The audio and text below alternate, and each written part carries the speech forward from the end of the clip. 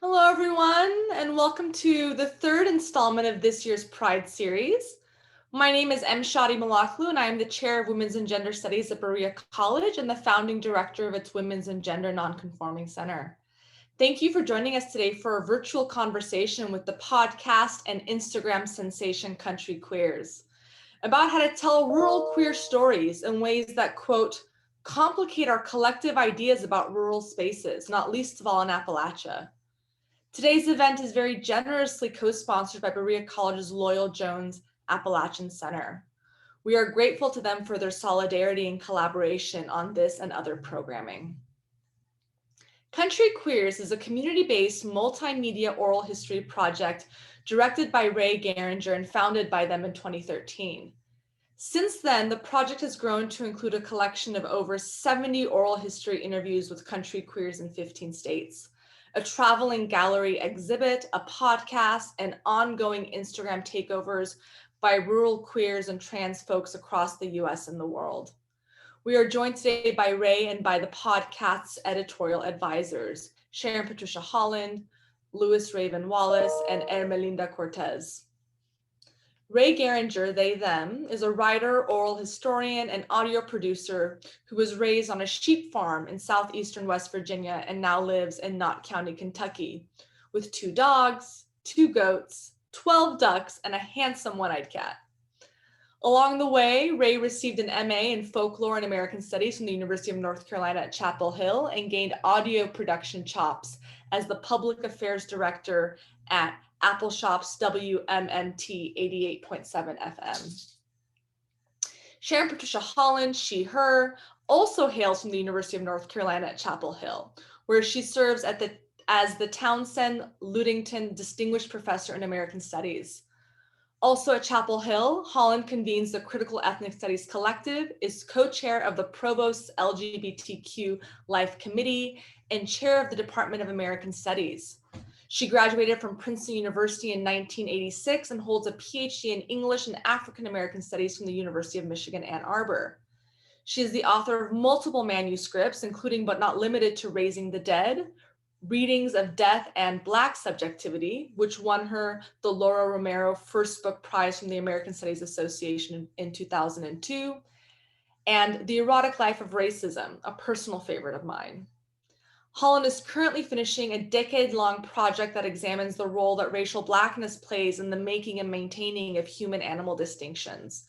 She calls this project Hume.Animal.Blackness. Louis Raven Wallace, he, they, zay, is an award-winning independent journalist based in Durham, North Carolina. He is also the author and creator of The View from Somewhere, a podcast dedicated to telling the stories of marginalized persons who have shaped the arc of journalism in the United States. And he is a co-founder and co-director of Press On, a Southern Movement journalism collective. Louis previously worked in public radio and is a longtime activist engaged in prison abolition, racial justice, and queer and trans liberation. He is white and transgender and was born and raised in the Midwest with deep roots in the South. Ermelinda Cortez, she, they, schemes and daydreams about how to use organizing, narrative, and strategic communications to build power, fortify lasting connections between communities, dismantle systems of domination, and build the liberated world we and future generations deserve. The child of Mexicans and West Virginians, country folks, farmers, factory workers, and trailer parks, she has dedicated her life to the work of social movements for the last 15 years. She lives in the Shenandoah Valley of Virginia, where she writes, cooks, grows flowers, and raises her kids in the company of dogs and chickens. She believes in the magic, alchemy, and revolutionary possibilities of small towns and rural people, and I agree. We are so thrilled to welcome Ray, Sharon, Louis, and Ermelinda to this virtual conversation and to think with them about how those of us who also identify as queer can tell our own stories for our own people. Before we begin, I'd like to remind the audience that they are welcome to submit questions throughout, either through the chat function or the Q&A function, both of which can be found on your Zoom dashboard below. We will answer your questions at the end. I would also like to remind everyone that our next Pride event is scheduled for Thursday, October 29th between 4 and 5 p.m. That event, with scholar activist Zane McNeil and artist activist Gray Armstrong, will think about the, quote, choreopolitics of queer activism, aesthetics, and embodiment, especially in Black Lives Matter circles. The Zoom information for that event is listed on our Facebook page and on our departmental website, www.berea.edu/wg/pride. You can also view recordings of the Pride events that you miss on that webpage. With no further ado, please join me in welcoming Ray, Sharon, Lewis, and Ermelinda. Thank you. It's so funny to hear your own bio read aloud. But thank you so much for inviting us. And I'm so excited about this. This is actually the first time that the editorial dream team, as I call Lewis, Sharon, and Ermelinda, and I have all been on the same call at the same time, because this is rural podcasting in the year 2020. We're all scrambling. I'll just talk a little bit about kind of some history of country queers before we have more of a conversation about our own approaches to storytelling work. We all work in pretty different mediums in some ways, but I think there's a through line in terms of our approach to working with communities that we're connected to and feel somewhat accountable to. So country queers was kind of just an idea. I still feel pretty surprised that it worked every day.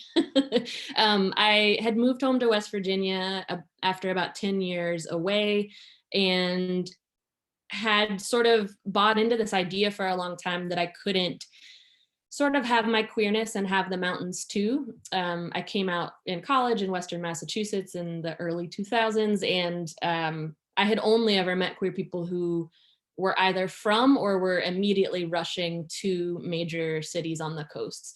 And I did that too, although not on the coast. I lived in Austin, Texas for about 4 years. And I finally moved home for a variety of reasons. And I just very quickly, started to see queer people around, right?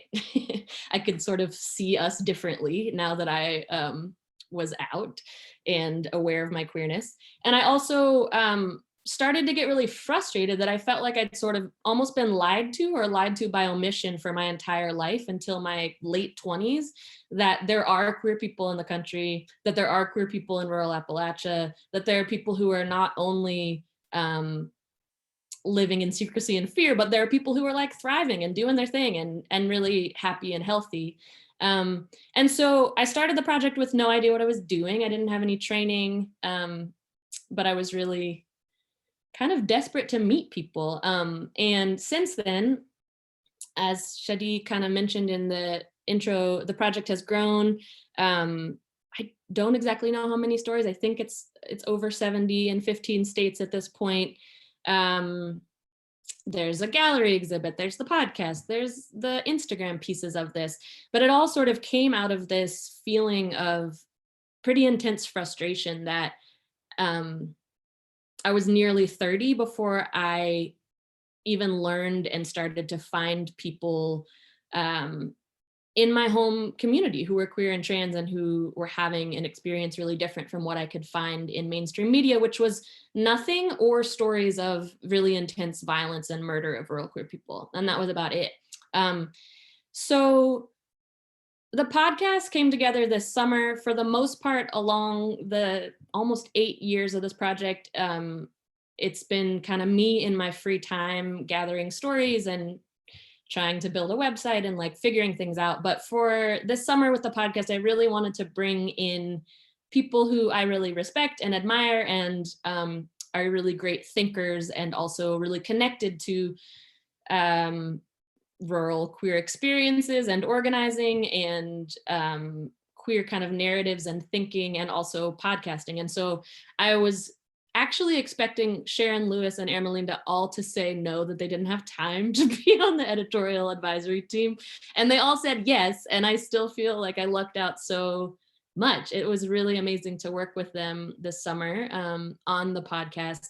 And so I wanted to sort of ask each of you to talk a little bit, just to start, about we all sort of work in different mediums. Sharon is very much a theorist. I took one class with her and was like sort of following some of the time, but was amazed by her brilliance.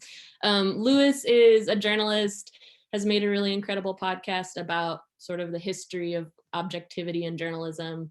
And Erlinda is an incredible organizer who really inspired me when I was first starting this project, through her work on a rural and small town report for Song in 2015, but works in comms. So we all sort of, in our realm outside of the Country Queers podcast, work in stories, but in sort of different spaces. And so I wanted to start with Ermelinda, and I kind of, the question is pretty broad, but sort of, how has your experience with seeing like communities that you're a part of and connected to, being either absent from mainstream media or represented in ways that were really detrimental, influenced your approach to your kind of work in narrative shift broadly, whether it's in your own personal work or your professional work? So I'll take it away, huh? And I'm going to set a timer because I always kid with people. I was trained as an organizer in the South, which means time limits are not things that we readily abide by sometimes. So again, my name is Ermelinda. I use she and they pronouns. I live in the Shenandoah Valley of Virginia in a little place called Singer's Glen, very close to where I was born and where I was raised. And you know, for me, growing up in a rural area, you know, like so many folks in rural areas, you know, we've got the joke, there's more cows than people, all of that sort of thing. And that was very much the case where I grew up. And the other element for me and where I grew up was that I grew up in a family where my dad was from Mexico and my mom was from West Virginia, and both sides of my family had been displaced from their home places and migrated to where they were at. So that was a huge through line in my life. And growing up, the other piece that I saw was my dad's entire town moved to where we live. So the entire town of Florencia, Zacatecas, nearly over the course of a 10-year period, moved to where we were at, a very agricultural based economy. And simultaneously, on my mom's side, all white working class and poor folks, and really found that both sides of my family were in the same places of employment, primarily in poultry factories and working on the line, and then also working in poultry houses. And you know, this was pre most people having computers in their households. There certainly was no internet. We had a television and there were 2 channels on it, right? We got the local PBS with some rabbit ears, and sometimes we could get ABC. And so, you know, there was, of course, the radio, but I felt like what I had access to in terms of the world around me was my people. And that's where I got steeped into story and understanding of who I was and what my identity was. And, you know, the older that I got, the more that I started to realize as I got more exposure to the world around me, that I was poor, that my family was a family of immigrants. And then as I got older, that I was queer, and that being queer was weird. Right. So none of those things were things that I actually realized until I started to get more exposure to the things around me. And so it really deeply shaped, I think, the work that I do today, you know. And as I was growing up, one of the things that I would do with my father as he was learning English was we would watch World News Tonight with Peter Jennings at 6 o'clock every night alongside the local news. And it really was the only sort of outlet I had outside of the people that I saw every day, people who were working in the factories, right? That was everything that I knew. And when I moved away from home, much because I was queer and felt like I did not understand how to be who I was in that place, I really got pulled into organizing because for the first time in my life, I saw people who were trying to put themselves together to contradict the powers that be. And I really found my way into communications work specifically because of all of those nights of watching Peter Jennings and only having the violent stories of my people told over and over and over again. And I also really started to see that the power and the impact of what it means to actually shift and shape a narrative. And this work really happened for me after 8 years of working as the communications director for Southerners on New Ground.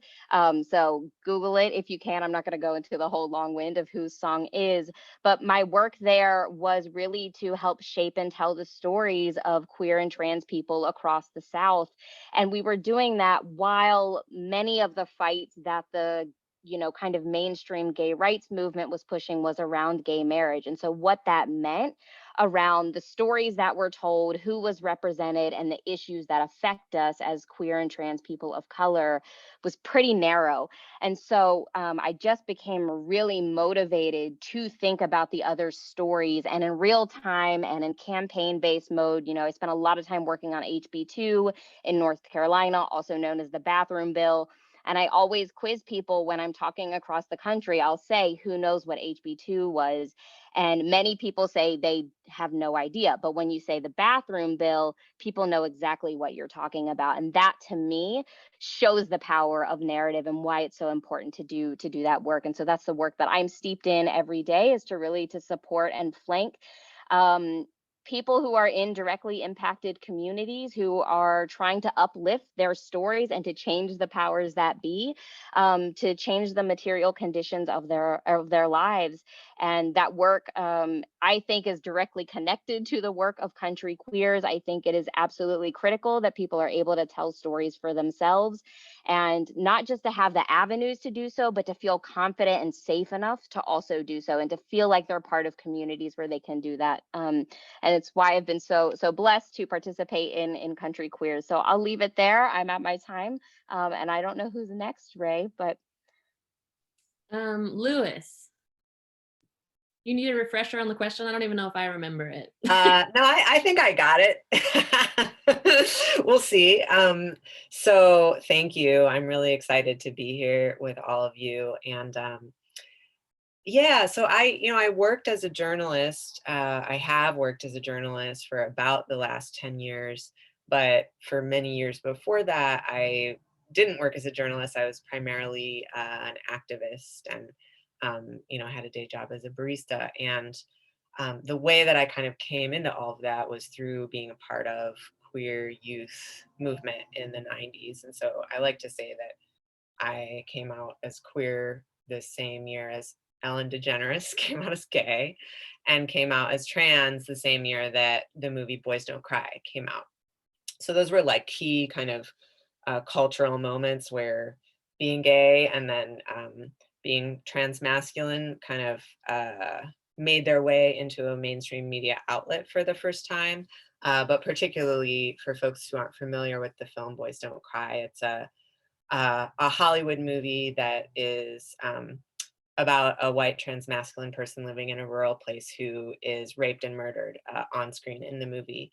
And it's based on a true story, but it leaves out the story of another person who is a Black disabled man who was killed in that same incident. And so it's really like just a case study for sort of terrible representation on many levels, and was the literal only example of a person like me, in certain way, demographic ways. I'm white and transmasculine, that I knew about in any sort of big picture media. And so the way that I even knew about the idea of being trans or genderqueer was like a very new word at that time, was word of mouth and zines that we'd send in the mail.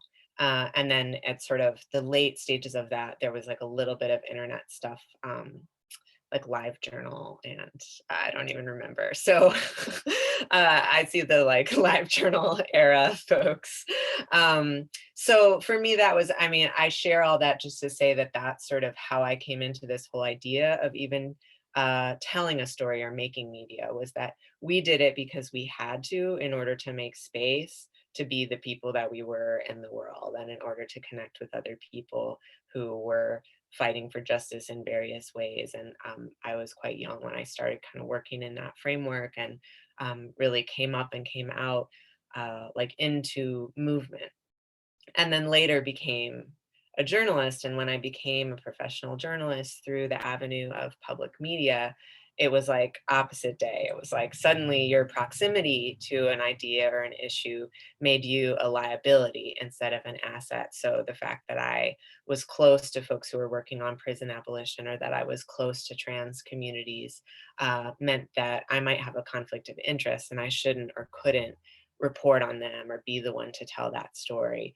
I might be perceived as biased if I was open about those things. And so that was just like a complete, coming from an activist background into that, it was a complete kind of reversal. And so over the years, I worked in public media for about 5 years, and then I ended up getting fired right after Donald Trump's inauguration over a blog post that I published that was criticizing objectivity in the face of white supremacy.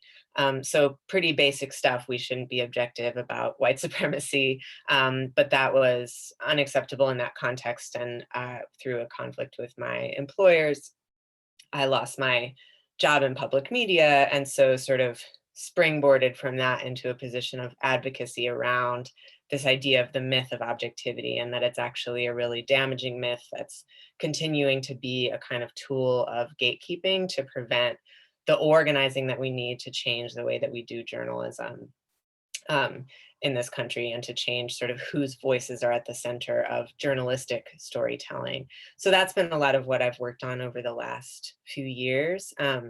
One of the things I think most closely connected to Country Queers within that work that Press On, the organization I work at, has done is a couple of intensives about podcasting for the movement.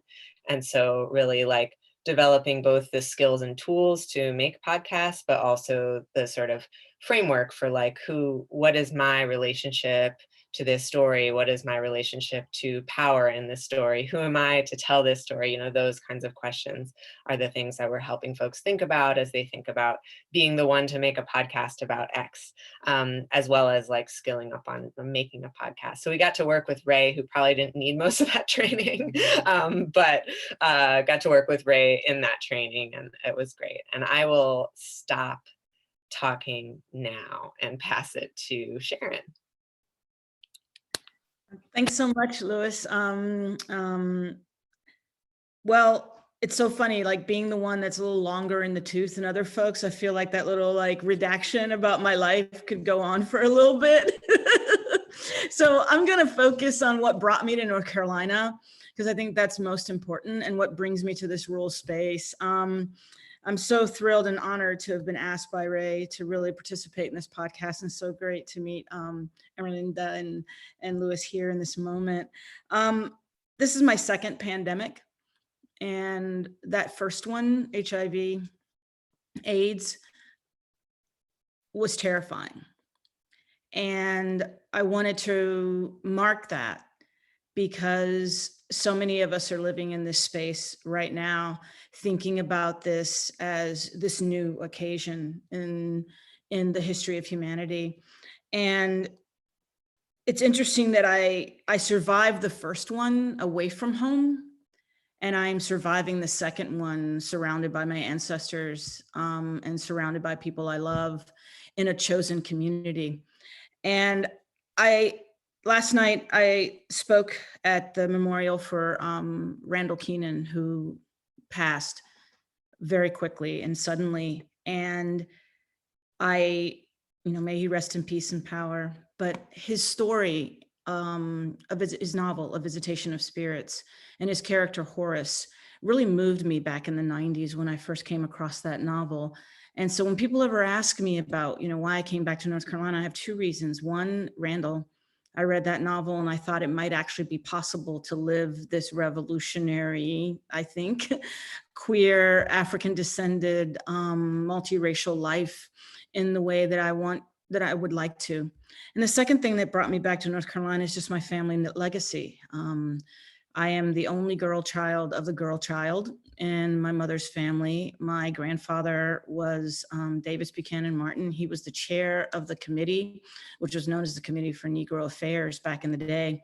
And my mother was a plaintiff on the Blue et al. v. Carolina public school systems, and she helped to integrate the public schools. I helped to desegregate them as the next generation, and that's a whole nother conversation. And that case, along with others, were bundled together, and they became the cases that were Brown v. Board. My mother also matriculated into Carolina in 1959. So my Tar Heel legacy is pretty long. And I pretty much come from about 5 generations of North Carolinians. And so story got me here. Fulfilling a family legacy it keeps me here. And thinking about, my grandmother in particular was very formative in my life, was a country girl, always considered herself a country girl who married a banker. Who would have thought it? And, I think about her every day. And I came back because I want to hear that language that I heard in my bringing up, in my ear. I wanted to have it nurture me. And so the last thing I'll say is that, stories are amazing, and I have a story and it's mine to tell, and I'm going to tell it. And I think that's why I work on this podcast. I'm so glad I got to record some of that story with you. I wonder, so something that I think a lot about with country queers, actually, Suzanne Farr, who was a founder of Song, who Ermelinda knows well, early on, I don't know, maybe I'd done a few interviews and I kind of had like gone to one Song event, and somebody was like, Suzanne, you got to talk to Ray, this, rural stuff. And she's, for those who don't know her, she's like incredible, brilliant, old dyke Southern organizer, and she can be super intimidating, I would also say. But she asked me probably in 2014, right? The project started in 2013, like, who are you accountable to with this work? And I think that I have feelings about who that is, mainly being the people who share their stories with me, right? Like, that's my top priority, is that I do everything I possibly can, which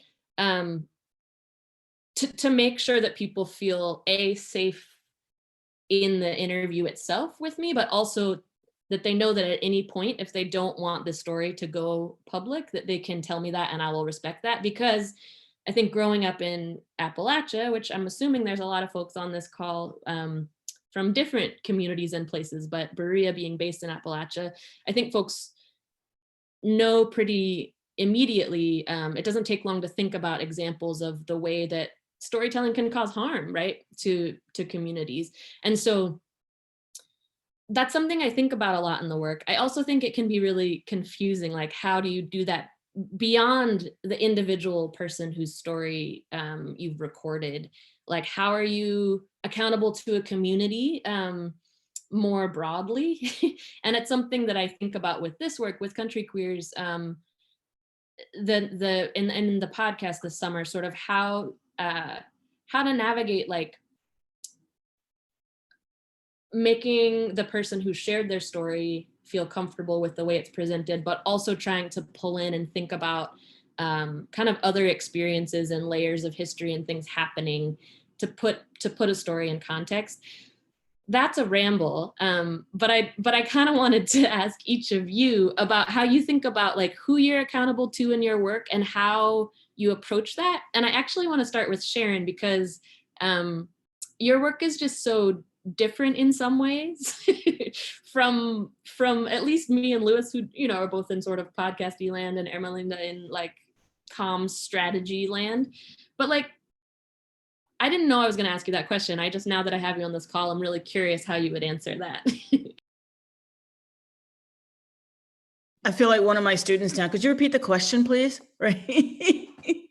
What's the question one more time? Right. Well, it wasn't a very clear question. It was a ramble, but sort of like, how do you think about who, like, when you're writing or when you're working? Oh, who I'm responsible to. That's right. Okay. All right. Yeah, in your work. Mm-hmm. Well, I do mostly critical work, but I think of my work also as my teaching. And I'm really committed. I consider myself a committed teacher and a committed scholar, and I don't see those two things as separate from one another. I learn from my students, I learn with my students. And my students have been so informative and challenging me to rethink. But in terms of, as a theorist, I feel like, that Malcolm X quote, I am for truth, no matter, who says it, I'm for justice, no matter who it's for or against. And I love that quote because it allows me to challenge my community. Some of the work I do, I didn't talk about this earlier, but some of the work I do, some of the narratives I'm deeply invested in are Indigenous and Native narratives. And I have done a lot of work in Afro-Native studies, and in particular thinking about intersections between and among communities. And so the work that I do is always already thinking about indigeneity and thinking about how this story that I'm telling might be contested by another story, or might be invisibilized, might be invisibilizing a story that is literally laying next to it. And so I love the approach of thinking of something like the spokes on a wheel. I might start in this central place, but it's not the center. It's just something that brings everything together. And so I don't, what's the word for it? I don't valorize it. And also as a theorist, I allow myself, I love myself some philosophy every once in a while. I allow myself to just not care about my audience. I care about what needs to be said. And I know that so much of what I have to say, both in life and on paper, might not be what people want to hear right then, but it's necessary. So in that way, I care for my audience, but I don't care for them in terms of direction. I care for them in terms of, like my grandmother would say, you need to sit down because this is something you need to hear, whether you're ready or not. So, I hope that helps. I don't know. Yeah. No, I was excited to hear your thoughts on that. Louis, what about you? Thinking about sort of accountability in your work. Yeah, I think that in a lot of ways, even when I worked in public media, where structures of accountability are really complex and not at all representative, and in public media, those structures don't include the people that are reported on, but they also don't include the public in any kind of meaningful or comprehensive way. Those structures are geared toward the known audience of mostly white and mostly middle and upper middle class listeners. And so I'm saying all that to say, like, even when I worked in public media, I feel like it was sort of this dual life of like, there's that institutional accountability that now I'm very openly critical of. And then there's my accountability, right? And in that instance, in many ways, it was to my sort of political community and the people who had taught and mentored me in the practice of organizing and in the practice of storytelling, and the people who kind of call me out and hold me accountable through deep relationship. And so that structure really, like, in certain ways showed itself when I got fired, because the people who fired me like thought that they were dealing with just me, but they were dealing with me and all the movement organizers and all the people to whom I've been accountable, with whom I have deep accountable relationships, who like were ready to go on just like, you can't do this to one of our people. And I think that's like where it's so important for journalists and storytellers to organize and to be a part of organizing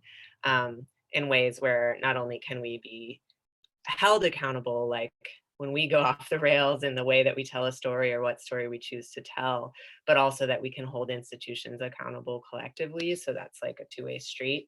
And then now, I work as an independent, and so it's a whole sort of variety of things, but I think mostly for me, it's like kind of deeply relationship based, and the people that I work with and have learned from over a lot of years, and just like being in movement community is the primary source of accountability. I also now have some practices of accountability, like to the people that I tell stories about. Most of my journalism in the last few years has been about other journalists. And so in some ways, the power dynamics there are like more even than a lot of the power dynamics of a lot of the other stories that I've done, where it's like, I'm talking to someone else who also knows the process of what I do. But even there, it's like, I didn't used to do this when I worked in public media. I'd show people the work, give them a chance to give feedback on it, ask them what they thought of it after, and like have a pretty engaged process around, I'm talking about you and this is your story and I might be the one shaping it, but it's still your story. So yeah. Awesome. Thank you. Melinda?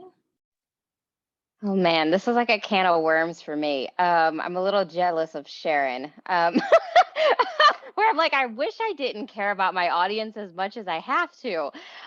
So, I mean, I think just to give a really simple definition of strategic communications in terms of the world that I sit in, strategic communications is helping to get people to say the right thing to the right people at the right time in a power building context.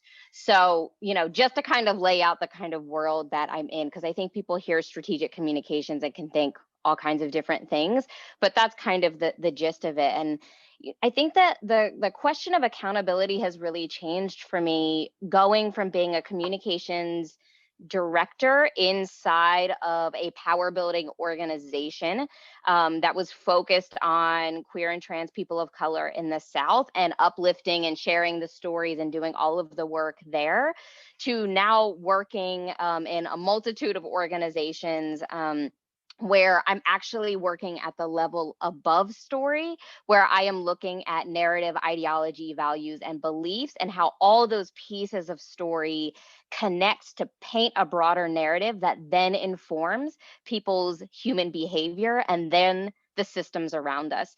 So, when I was a communications director, my accountability, I would always tell myself, was first to my people, second to my organizing lineage, and third to my integrity. And those were the things that were like my North Star in doing the day-to-day work. And I had to really carry that with me because I was interacting with editors and producers all the time who wanted to take our people's stories, but it was extractive. They never had time to do the full context. They always messed up people's identities in all kinds of ways. And they exploited them and often put them in physical danger. There was this one particular time I was working with a young Black trans person in Mississippi, and another national LGBTQ organization had pitched their story to a very well-known international media outlet. Their story got covered, and within the span, and then the comms director from that organization, which was white-led, did no follow-up with the person. And as soon as the story ran, that person got ran out of their town in Mississippi. And I spent weeks trying to make sure that person was safe, right? And that was not in my job description, right? But I had my integrity to my people, right? So I thought about accountability very much in that way, in relationship to threading stories together to paint a broader picture of what our demands were in the world that we wish to see. And now a lot of the people that I'm moving stories to or talking to are actually not my people at all. They're not people who I share values with. They are not people who I share a vision with. And so my accountability has to not just be to my integrity, to my people, and to my organizing lineage, but it also has to be to right sizing power and to the vision of the world that I want to see. And I have to hold that North Star in a much different way when I'm trying to create messaging or memes for 45-year-old Latinx men who the Proud Boys are trying to recruit. The message that I move to them is much different than the young queer person in the country that I'm also trying to talk to. And I'm trying to move them all in the same direction. So, accountability, I think, is quite complicated, and all of us are having to make quick calls every day often, and sometimes you actually don't have that much time to think about accountability. So I think another thing that's just important for me is to build in the praxis. And I think Lewis was talking about this a bit, just in terms of like, you have a praxis of following up with people who you share stories with. And for me, I have to make sure I carve out an hour every week to be like, what did I do this week? What did I move forward? Did I fuck up? Right? And then having a sort of sounding board of my strategic comms peers who I'm like, this is a multiracial group of people, a multi-gendered, a multi-class group of people who can also catch me where I fall and assume that I will fall, and push me. And right, I think what Sharon was saying around, like, we have to push our own communities, because often the stories that we are telling also reinforce beliefs that aren't helpful to us. Right. And I think, you know, we've seen this so much in coming out stories, right? For years and years and years, where there was like the forced narrative of you have to come out to be a true gay person. Right. And I think that there's just work that we all have to do to really interrogate the underlying beliefs and values that are in the stories that we're moving along as well. And that's why this is the dream team. What a range of answers to that question. I love that. So let's see. I'm trying to check on time. I think if folks have questions, we had planned the last 15 minutes to be kind of a Q&A. So don't know if any of those have come in. We don't have any questions yet, but I want to encourage our audience to please ask some questions. We had an event on the 15th with some folks at UNC Asheville about how to collect and collate oral histories. And so our community has been thinking about this for some time. It's the case that our institution doesn't currently have any numbers about LGBTQ students on campus. There's no institutional data. And in the absence of that, I mean, we have some nominal figures that are inaccurate. I think admissions told me that like in the class of 2019, in terms of transfer students, there were like 2 queer students, right? And we have some informal data. I arrived last year, and one of the things we did was buy rainbow graduation cords for our students, and thinking that we would give out a handful every year. And in the graduating class of 2020, now remember, not everyone actually graduated because of COVID, but those who did, at Berea, we had 80 students self-report as queer and request rainbow graduation cords. So we don't have the data except informally, and our higher ups keep asking us to collect that data ourselves, right? Which offloads some of the institution's responsibility, but also provides an opportunity, as you have explained for us today, how to tell our own stories. And so with that in mind, we do have some questions, and we can progress to those. So one of the audience members asks, how do you think the history of queerness, mainly the discrimination and feelings of shame that queer folk experience, affect the availability of authentic self-disclosure?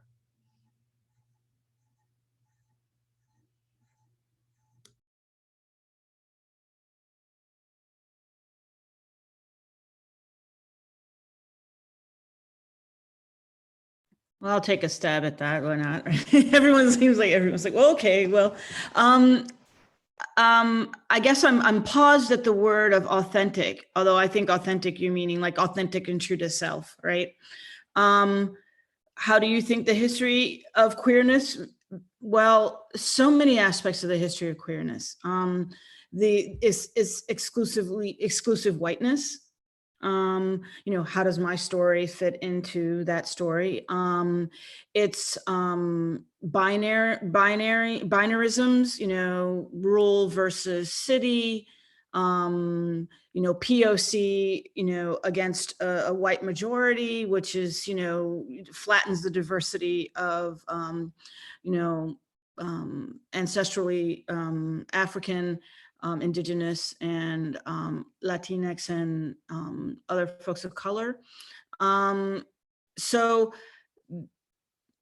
I feel that it's not so much finding a way to fit into that history for me, as it is trying to figure out all the ways in which whatever has gone before, that collecting of our identity as a group is just, you know, not very efficient, and also not the whole story. I mean, country queers is so I mean, of course I said yes to being part of this because I read those stories and I'm like, well, there goes another thing that I thought about that is now blowing my mind. You know, I love to read stories about queerness that challenge my own beliefs. And so I feel like to tell the authentic story of the self is really to keep telling stories that challenge what story is, until there is no central story. There's just your story alongside other stories. And we can tune into anyone we want and feel like energized and nurtured, and also think with that person. So kind of long-winded, but.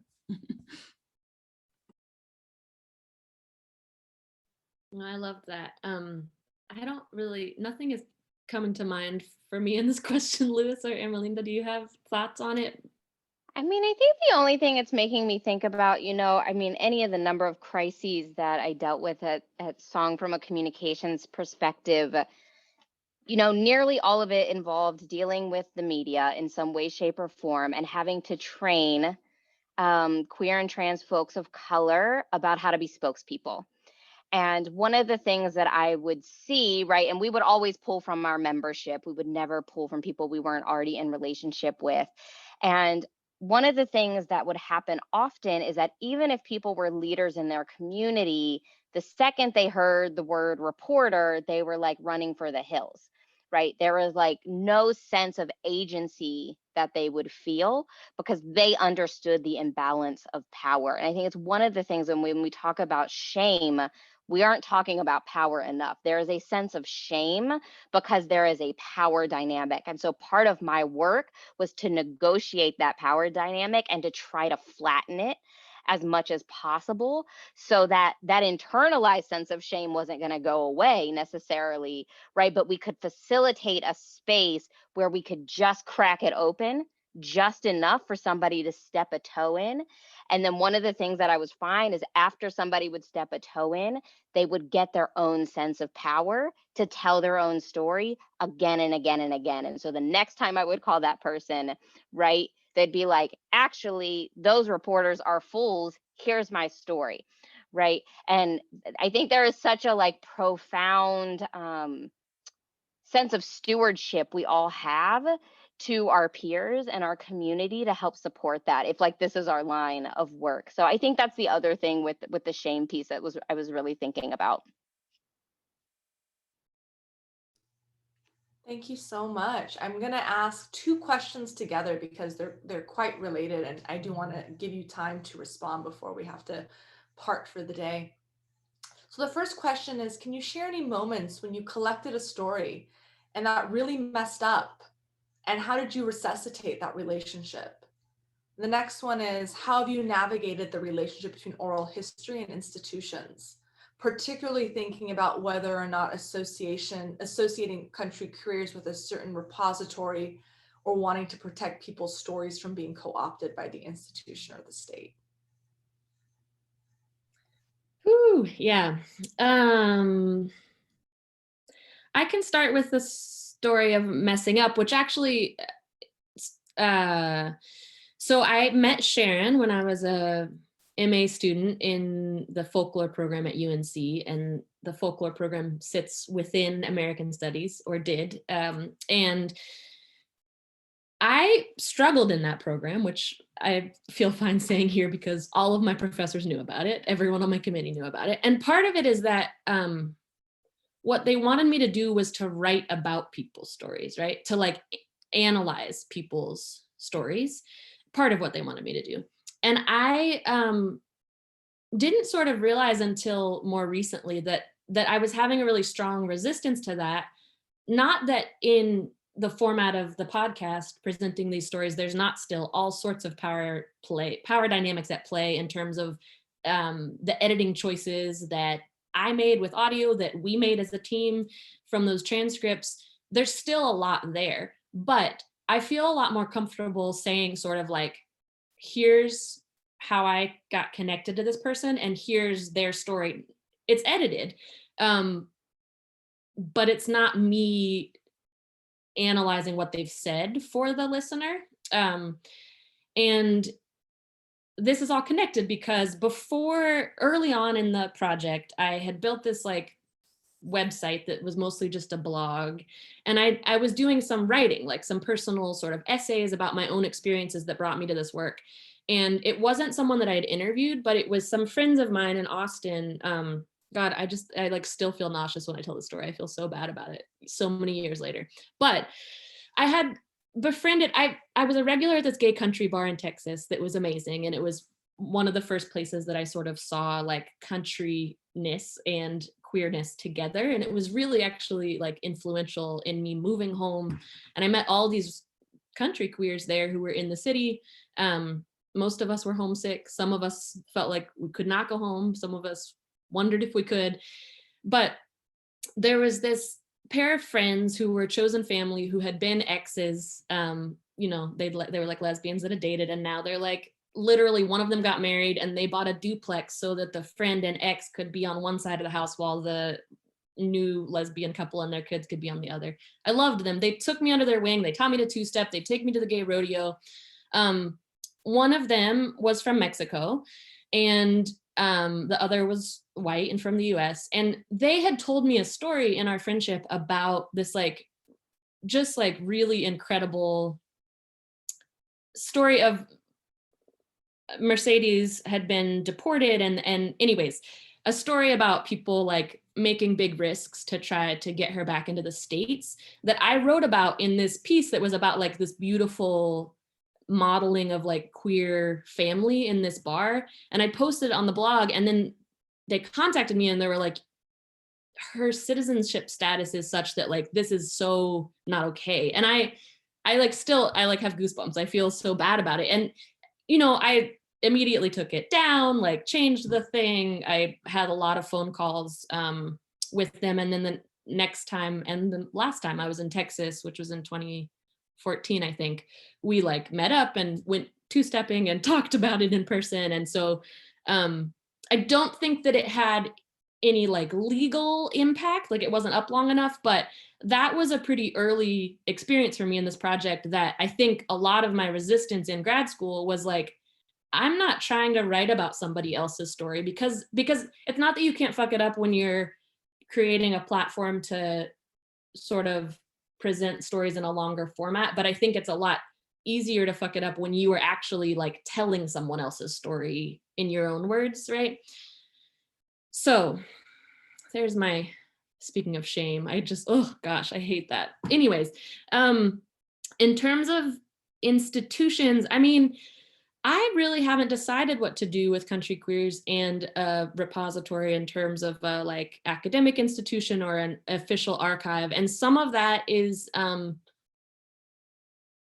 I'm stubborn and I wouldn't want that to be in a city, even though I know that the way that archives work in these days is that it would be digital. To me, it's like the whole, if the country queers interviews like archival home long-term is in New York or San Francisco, I will just like, I can't, you know? And there are other Berea.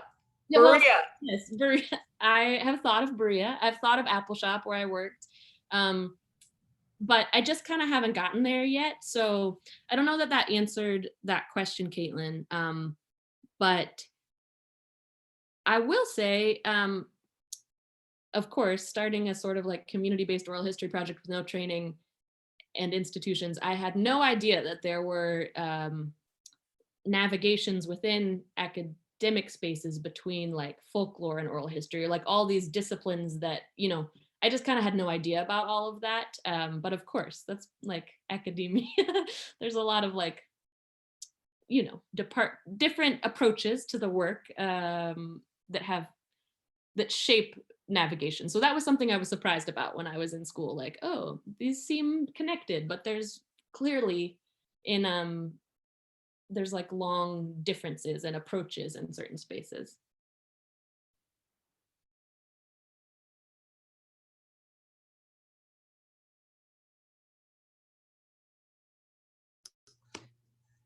Now, we're running out of time, but we can stay behind for a few minutes provided that our panelists are agreed. Would you be okay with going for another 5 minutes? I actually have to jump off This has been amazing. I'm so happy and honored to have met everyone face to face. And Ray, let's do this again. Good. Thank you so much, Sharon. All right, thanks everyone. Thank you. I will let everyone else sign off momentarily as well. I just wanted to give Louis and Ermelinda a chance to respond to that question if you feel so inclined. This last one, or The ones that Ray responded to, but also these last ones, if you'd like to them and respond to them as you'd like.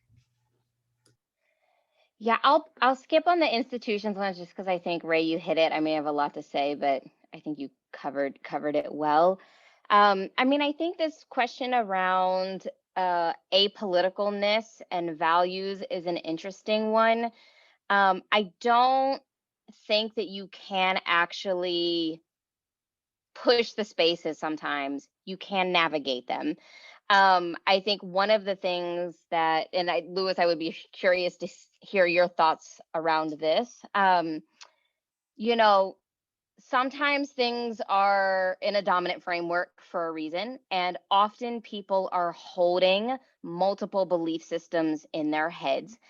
And, one of the things I think we've really seen in that, I think for those of us working in narrative and communication space right now are things like polls across the US say more people than ever support Black Lives Matter. But if you ask those exact same people whether or not certain police reforms should happen, they will say no.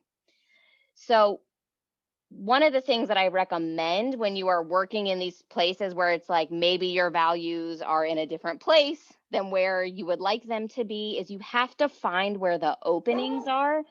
And again, it's like, where's the crack of light that you can wedge open? But then the other thing that I always recommend, sorry, my dogs are going off here. The other thing that I recommend to folks at the individual level is setting your own boundaries around how far you are willing to push or to not push and where your own line is, because often we can violate our own sense of boundaries in trying to get an institution and organization to do a thing that it's never going to do. So you kind of have to set your own barometer for what success looks like in that particular situation. And I imagine we've all had to deal with that in different places and spaces and in different ways. And sometimes it's around race or class or gender, sexuality, or some combination of all of those things. So I think that's something to just think about, right? It's like, if you have a commitment, where are the kind of boundaries for yourself around that commitment and pushing the thing to where you would like it to be. And then I always find too, if I'm trying to talk with people about politics, it's really like getting people to open up about how they are impacted in their day-to-day life about the issues at hand, instead of talking about politics. And really, if you can center on values instead, that is the other way that can often work. But it's a challenge for sure, Jules. Thank Louis, you. do you have any thoughts on that? Yeah, I mean, I really appreciate what you just said about boundaries and just the realities of like there are institutions that are not gonna change by you asking from the inside, and that was sort of part of the calculus of my whole thing of getting fired from public media, was like the power of exposure, of not being in an institution anymore and being able to really openly name and apply pressure and in a different way. And one of the conundrums there in terms of boundaries is that, like, I do think when you're trying to move people through relationship, that like vulnerability is a really powerful tool, right? Telling your own story and situating yourself and talking about whatever it is, your own relationship to power, identity, storytelling. And that can become a very taxing task if you're, the only person of color, the only trans person, whatever, like in that room. The requirement of vulnerability. That said, like that is, I think when I think about that, like as a white person trying to bring a conversation about power and identity into a space that maybe isn't happening as much as it needs to be, or is happening only amongst the folks of color, and not amongst the white folks. It's like, I go to personal storytelling and sort of a place of like, well, here's what this meant to me, or here's how I thought about this, or here's how I have been changed and what changed me. Or sometimes I'll ask people, how have you changed and what has changed you? And that's like an opening into what might work with them. So if you are invested in that, really thinking about it in the context that you're in as a process of relationship. But also knowing that you might have to resort to other tactics to get to that like long game goal. Thank you, Louis and Ermelinda. Thank you. And thank you to Ray and to Sharon. And thank you to all of our attendees. And we hope that you'll join us next Thursday and that you will follow Country Queers. And let's take a lesson out of their book and start our own oral histories at Berea. Thank you, everyone. Goodbye.